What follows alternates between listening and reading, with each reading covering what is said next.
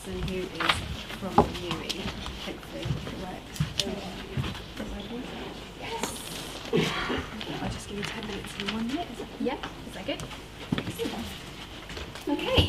Right. So we're going to be talking today about vignette data, and particularly about using vignettes as a type of standalone qualitative method. And we use this term standalone, and I'll talk about what we mean by that in a minute.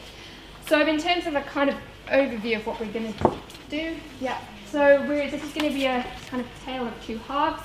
I'm going to do an introduction and do a general kind of overview of some of the issues that relate to the use of standalone vignettes in qualitative research. And then Helen is going to talk about some of our data, I should say some of our data, but the data that also comes from Bronwyn Royale, who was one of the third-year undergraduate students, and so this data formed part of her project. So she will be talking about that data, which is the case study that we used for our chapter in the book, which was about vignettes. Okay, so when we talk about vignettes in qualitative research, I think it's probably safe to say that vignettes as a research tool are not in any way novel. I think that vignettes are widely used across both social and health science research and have been used since at least the 1950s. So there's lots of different examples of vignette research that you can find out there in the world. When you kind of look at this field, what you'll probably see is that by and large, most of the work that's been done is quantitative. So 95% of the work that's done in the field of vignettes uses vignettes, and particularly standalone vignettes, as a kind of quantitative method. So the idea is that you are presented with a vignette, you answer a series of questions about that vignette, and those questions are scored in some way and to give you some kind of measure of something. So that's a kind of overall example of what a vignette would look like. In qualitative research, they have traditionally been used quite differently. I say traditionally, although there's a very, very small body of work that has spoken about the use of vignettes that is not, I think, reflective of the use of vignettes across the field. I think lots of people do use vignettes. They don't just necessarily talk about them or write about them in their research. But typically they're used to complement other data collection methods. So quite often people will use vignettes as a warm-up exercise, and so in order to get participants to talk to each other. They can also be used quite successfully as an elicitation method, and so I've used this in lots of studies that are interview-based studies or focus group-based studies, where the idea at some point in the interview is that you present your participants with a hypothetical story, and at that point the idea is to try and get them to focus on some element of the story and to generate or to elicit talk about a particular thing.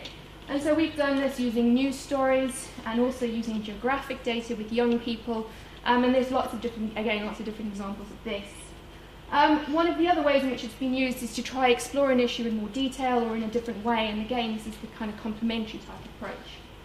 What we're going to talk about today is using vignettes as a kind of standalone method, and there isn't, as far as I could find, anything out there about the way in which vignettes could be used in this way in more qualitative terms. So I've used this term standalone method a lot now, and this is what we mean. So this is an example of a vignette. A vignette is a hypothetical story, and this is the most traditional form of a vignette, is a hypothetical story. And in a standalone vignette, what you do is you have a written, hypothetical or fictional story that's presented to participants with a series of open-ended questions that come after it that you ask participants to complete for you. And so this is the vignette that was used in the study that Helen is going to talk about. It is a vignette about it has two different versions, one of which is a Harry vignette and the other of which is a Hannah vignette. And it talks about Hannah or Harry, who were 15 years old and studying for their GCSEs. It talks about how for the last few months they've become preoccupied with their body weight, lowered their daily food intake dramatically, begun to avoid meals, eaten very little, started a strict fitness regime, attending the gym, swimming. Hannah and Harry's recent eating habits and intense exercise program have resulted in extreme weight loss. The family got involved and took them to the doctor, and after consultation they were then diagnosed with eating disorder anorexia nervosa. So that's a kind of hypothetical story. And then after that we had a series of questions that we asked participants to answer. Things like, well, we didn't ask, Bronwyn asked people to answer, which were things like, why do you think Hannah or Harry has become preoccupied with their body weight? And how do you think Hannah or Harry is feeling at this moment? So that's just two examples of the kinds of questions that you might ask. I think that vignettes, and probably where you've kind of got to thinking about all the different presentations that you've already seen today, vignettes, this kind of standalone vignette work, sits in a very interesting place somewhere in between qualitative surveys and story completion tasks. So like story completion tasks, it is a storied type of data collection in that you are presenting your participants with some kind of narrative account or some kind of narrative story that you want them to focus on. However, you then follow that with a series of open-ended questions that actually are quite a lot like a survey. So in that sense, you have something that sits between, I would say, somewhere between a story completion task and a qualitative survey. And so lots of the kinds of things that you've heard this morning about both story completion and about surveys will obviously have relevance for this, and I'm not going to go back over all of that ground kind of again. So I'm just going to concentrate on the things that I think are most unique about this method. I think whilst that is the kind of, I guess, overall most traditional version of a vignette, I think that it's certainly not the only version. And one of the reasons why I started using vignettes in my own research is because of the fact that they are incredibly diverse. So vignettes can allow you to do lots of different things in relation to your data. So they can be visual or audio, or they can include elements of both the visual and the audio quite well. And there's some really lovely examples of people who have done this. Like surveys, they can be done online and offline. I have a tendency to do most of it online, but there are, obviously, you can present, as you would with a survey, the vignette and a series of questions to participants in an offline way. They can consist of real-life stories, and again, there's some really good examples of people who've used that. There can be news stories. So in our study, where we were looking at political attitudes towards immigration, we presented people with 2 vignettes, and those vignettes were written as news stories because news stories were seen to be kind of appropriate types of hypothetical stories in that particular context. Likewise, they can be geographic data. So we did in the focus groups that we did with our young people, we presented them with kind of hypothetical mapped data that presented a kind of story about a place, because what we wanted to access were the ways in which participants thought about the places that they lived in. But they can also be public health campaigns, art, literature, so there are lots of different ways in which you can present these. They can be staged, by which I mean that you can present your vignette can be presented in different stages that develop a story. So you can start out by presenting one issue, getting participants to answer a series of questions, and then you can present another part of the story and gauge their reaction to that. So you can present it in a number of stages, or you can present them simply as a complete story. They can also be in the first or the third person. You can direct participants to answer from the perspective of the character or from their own personal perspective, depending on whether you're interested in personal experience or whether more kind of hypothetical data. And you can also direct them to think about the difference between should and would, both types of questions. So are you more interested in the pragmatic parts, so kind of would type questions, or are you more interested in idealistic kinds of answers? So what should people do, or as opposed to what would people do? And so there are lots of different elements that you can incorporate into your story to tap into some very different parts of whatever kind of social phenomenon it is that you're interested in the world. I think because of this kind of broad diversity, there's a real wide range of different kinds of research questions and theoretical approaches that you can use with vignette data. And so these are some of the examples of studies that have been done using vignettes. So Barter and Reynolds did a study looking at violence between children in residential care homes. Hughes, who did the kind of more classic work in this area, looking at drug injectors' perceptions of HIV risk and safer behaviour. Odell et al. Did some work around young carers. And then there's also been some work around perceptions of receiving and providing healthcare. So there's lots of different examples. Across this different data, people have taken a number of different theoretical approaches. So some of this is phenomenological, so people who are interested in the kind of experience, in more kind of experiential type data. Odell and his colleagues took a really interesting dialogical approach. So they were interested in what they call multi-voicedness. So they wanted to see how people took on the voices of different characters and then how that worked out in terms of the data, in terms of how people played identities across the data. And we've used, and I'm going to let Helen talk about that, in our data we use social constructionist approach. So I will let Helen talk about that, but again, it can be very useful, as Jenny has already spoken about, and Vic in relation to story completion data. It can be really useful for accessing kind of social constructions about particular social phenomena. Okay. So in terms of why we use vignettes, this isn't obviously a kind of overview of why everyone should use vignettes, but these are some of the reasons why we think vignettes are useful. They provide insight into participants' meanings and interpretations, but that those meanings and interpretations are always grounded in a particular or given context or situation. And so in this sense, there is a balance in vignettes, and this is both a good and a bad thing, between freedom and focus.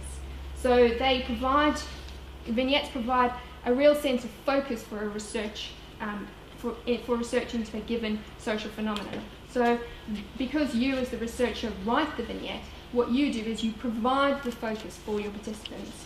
And this can be really useful if the thing that you're interested in is very complex, and what you want to do is direct attention to a very particular thing. Okay, so they can be very good for focus. However, related to that, there is a kind of sense of freedom in that participants get to answer it using their own words in their own language. So the kind of open-ended nature of questioning provides a kind of freedom, I guess, in the sense that participants provide you with the answers to the vignette questions that you give them. So there is this kind of tension, if you like, in this data between freedom and focus, and I think that that's kind of one of its interesting characteristics. I think it can be good, and Bendelow talks about this in his work, and he talks about how it provides access to spontaneously generated meanings and assumptions about some topic. I'm not sure I would agree with the word spontaneous, so there's not that, it's not necessarily always spontaneous in the sense that you've provided the context, so you've provided the vignette, you've provided the questions. However, it is, I think, very good at accessing these kind of generated meanings, assumptions about a given thing. And part of the reason why is because of the hypothetical nature of it. So because the story in a way because the story is presented in a hypothetical way, it means that participants like the story completion tasks. In a way, I guess it gives them permission to think about the story in a different way. It provides a sense of distance between the participant and the vignette, which can be useful if that's what you want. I think vignettes can be useful for exploring more sensitive topics as well, and this is something that's talked about a lot in the vignette literature, and it's one of the reasons why Barker and Reynolds used it in their study, which was about violence which was children talking about violence in residential care homes. And one of the reasons why it seems to be good to explore these more sensitive issues is partly because of that sense of distance that I talked about. So vignettes are hypothetical. You can provide even more distance if the vignette is written in the third person, and even more distance again if you ask people to write it from the perspective of the character. So you can ask people to answer some quite sensitive questions, but you can provide, or you can build in lots of different degrees of distance to that. It can also mean that participants themselves can control when and if they start to draw on their own experiences. So you can ask participants to draw on their own experiences in their answer, but you don't have to. And participants can choose or can have the control about when or if they choose to do that. So for that reason, it's often seen as being a good way of exploring more sensitive topics.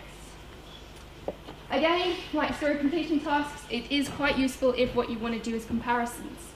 So the vignette that we used in the study that we're going to talk about in a minute had both a Harry and a Hannah version. So again, gender is the most obvious thing to manipulate, and so you can have two different versions of a vignette, one of which was male and one of which was female, and you can then gauge participant responses to those different versions. However, you can also, if you want to, you can also look at differences between participants, so male and female participants. You can randomly assign people to different groups, or you can actually change just about any element of your vignette, as long as the comparison of the vignette that you're using in this study, I guess, as long as the vignette still makes sense. And I'll talk about that in just a minute in terms of the design of the vignette. But often this kind of comparison or this comparative element is something that people like in terms of why they would use vignette study. It has a number of practical advantages in terms of time and money and the speed of the data collection. I think in terms of time, for the study that we did, we got 57 participants in about a month. So you can get a reasonable amount of data in a relatively short amount of time. And once the vignette study is out there in the world, then all you're doing is waiting for the data to come back in. So in that sense, there are kind of savings in time. There can be savings in money depending on how you decide to collect your data, and the speed of data collection can be faster than that. It doesn't have to take you a month. So for some bizarre reason, a few years ago, I got into my head the idea that I would put a vignette study onto Amazon's Mechanical Turk, and in 2 hours, we had over 600 responses. So you can collect an astonishing amount of data in a very short amount of time, but again, it depends what you want to do. So again, as with the other people that have spoken today, it really depends on the kind of data that you want to collect. But it can have these practical advantages if that's one thing that you're interested in, if that's something that you want. Okay, in terms of thinking about some design issues, obviously a vignette study is like a qualitative survey. So once you give it out to your participants, it's gone. So it's out there in the world, it's collecting data. You don't have time to come back and to re-look at your vignette. It goes, and then your participants fill it in, and then that's the data that you get. The central design concern of any vignette study is the design of the vignette itself. And so the idea around the vignette is to make something which is meaningful, authentic, and understandable to participants. And as with qualitative surveys, the only way to do that is to pilot. So you have to really pilot and be prepared for the fact that what you want to know is whether or not your vignette makes sense to the people that you're going to be presenting it to. I think that there's not very much that can go wrong with the vignette study, but if something does go wrong, it tends to be in the design of the vignette itself. So the vignette doesn't make sense to people, people don't see it as authentic, they don't see it as meaningful, and so what you get are kind of limited or nonsensical answers out of the data. So that's quite often one of the major problems that happen in a vignette study. I think a kind of good example of that, you'll see vignette studies where they talk about how you should match your vignette to your participant pool. So if, for example, you present your vignette to a group of students and the scenario in the vignette, and the scene the scenario in the vignette is actually of somebody much older, quite often that doesn't match. So people don't know how to answer the questions, it's not something that's meaningful to them, it's not something that's seen as authentic. And so in that sense, that data collection can often not work very well. Obviously, when we talk about the fact that diversity in terms of vignettes is a good thing, and I think that it is a good thing because it means that you can be really creative and really fun with the way that you design your research, with the kinds of things that you put in your vignette, but it does also require you to make a number of decisions, which some people don't like.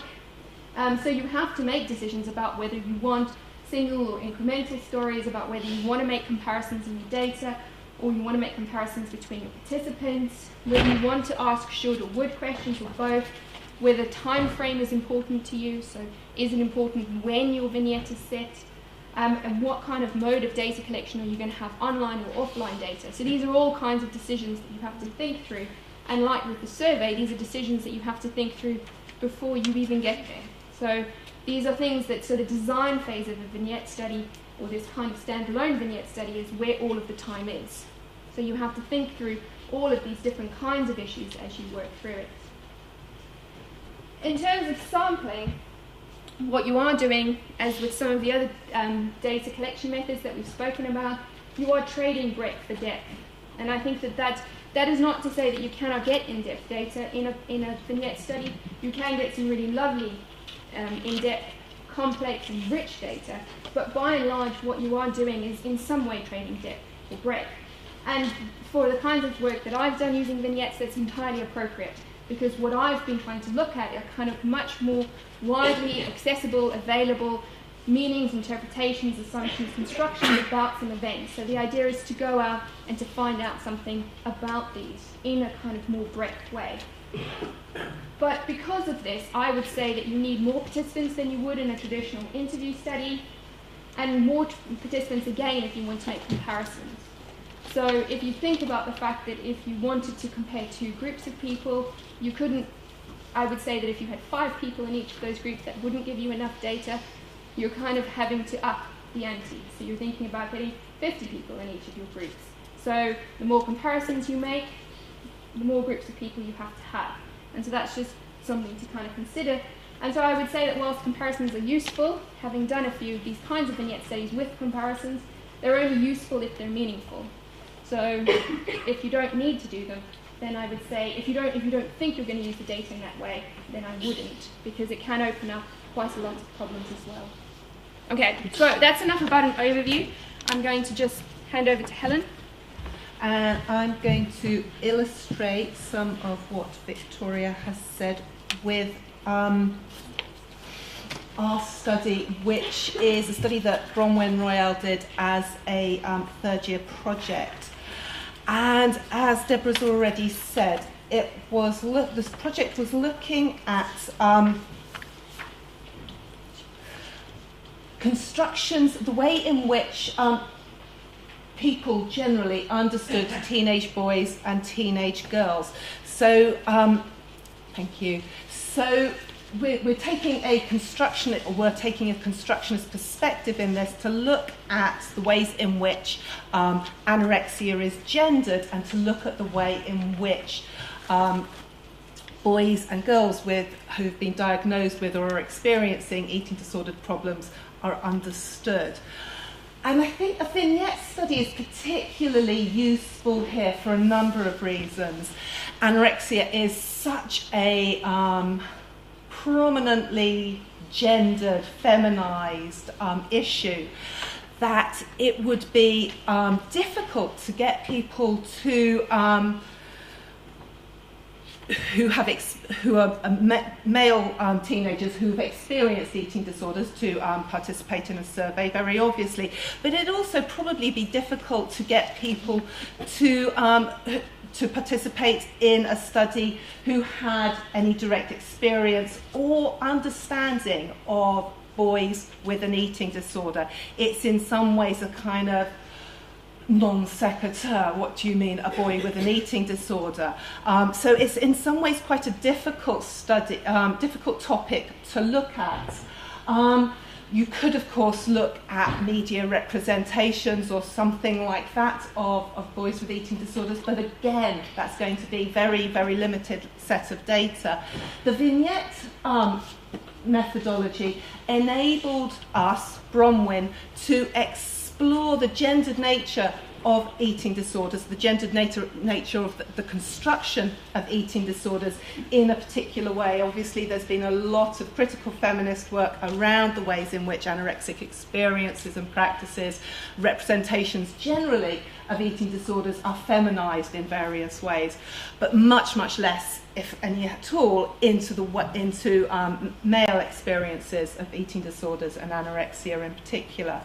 The vignette study, the vignette design, as Debra's already said, allows you to look at different versions of the vignette. So we had a vignette comparing, as she said, Hannah with Harry.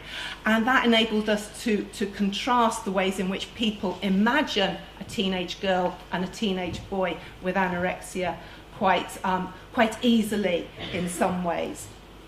The vignette allowed us to focus on teenagers as a very obvious kind of age group to look at, given that that's where those kinds of issues tend to emerge to start with.